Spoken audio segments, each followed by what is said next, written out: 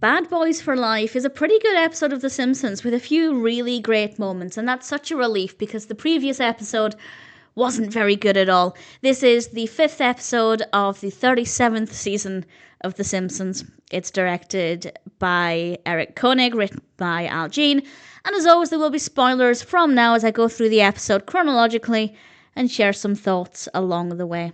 And this one actually starts off with comedians in cars, and it was a fun way to start things off. And then the Simpsons are actually watching television with Grandpa, and I don't know if I just hadn't picked up on this or if this is the first time we're seeing it, but they're watching a flat screen TV. It's mounted on the wall, and I don't like it. And I don't know if I just started to pay more attention to this because of that. But throughout this episode, and I will point out some of them, there are so many things that really help to highlight that this is The Simpsons in the 21st century. This is The Simpsons in 2025. There are so many things that wouldn't have been in this decades ago. And that's not necessarily a criticism, but it does feel a little strange. But it also helps to keep the show fresh. But that being said, I don't like the placement of the flat screen on the wall. For the episode, it makes perfect sense, but I don't like it. And it's not relevant to the rest of the episode, of course. Marge then decides to tell a story of when Bart was 6 and they thought he was a, and I quote, truly bad boy. And most of the episode is the story. We occasionally cut back to the Simpsons in their front room.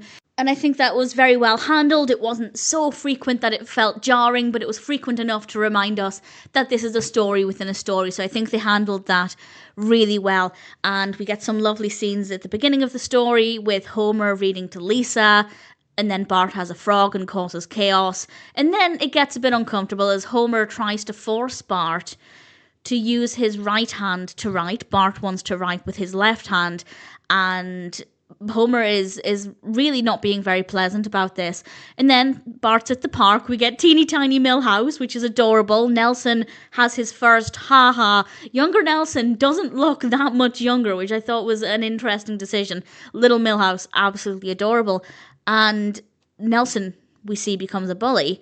And that's when Bart realizes that Homer is bullying him. And I thought that was such an interesting moment.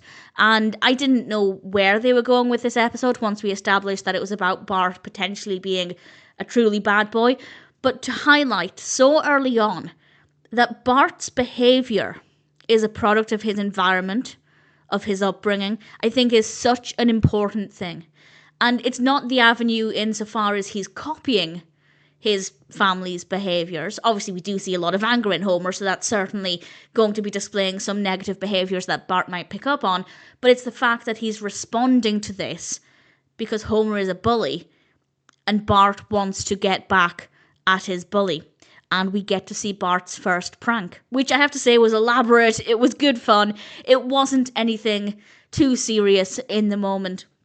Lisa also has her first tattle. We have some great music at this point. Some great music throughout the whole episode, actually.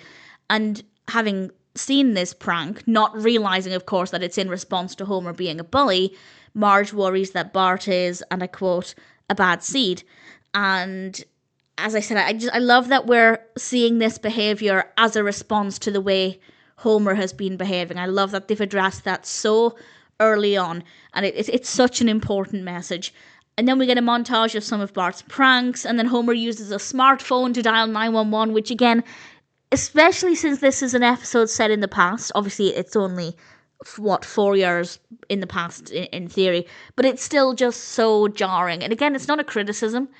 I think it's the right decision to bring in some more 21st century elements just to keep things fresh and a bit different.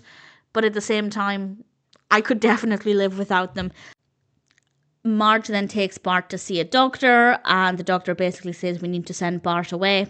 And Homer has a nightmare of Bart going away to juvenile detention, which sounds really dark, but it's actually quite a fun scene. It's very creative. The characters are adorable. I quite enjoyed it. And I'm not a huge fan of dreams and things in TV shows. I just find them to be, for the most part, quite boring. But I actually rather enjoyed that. And Homer realizes, and it's really sweet, he doesn't want Bart to be sent away. So he decides to take Bart for a drive, and he goes to this tree house that he used to go to, and Homer says something that I think is also brilliant, because up until this point, Bart's behaviour has started to, I don't want to use the word spiral, I feel like at this stage that's maybe a bit too strong, but he's started to behave quite badly. We know that this is a response to Homer bullying him, but then Homer says, maybe my father's insensitivity to me led to my insensitivity to you. And I love that. That doesn't excuse Homer's behaviour, but it helps to show that he got it from his father, and chances are Abe Simpson got it from his father as well. And somebody needs to stop it. Somebody needs to break that pattern of behaviour. And Homer, realising that, is taking a first step in a really good direction. And to anybody watching it who maybe behaves like Homer, I think there are some really great lessons in this. Not just how to behave or how not to behave, but also with reflection on why you might be behaving that way. And I think that it's not just pointing the finger at Homer and saying you're a terrible parent. It's also saying you were a victim of this as well. You are a product of this kind of upbringing, and that must have been nice for you. So think about how it's affecting your own child. And I just think they handled this so well.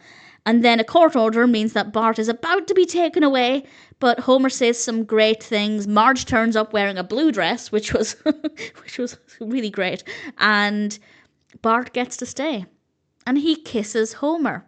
And it's such a wonderful, adorable moment in a beautiful way to end the little story within a story. I thought it was a lovely journey that we went on with some really important messages.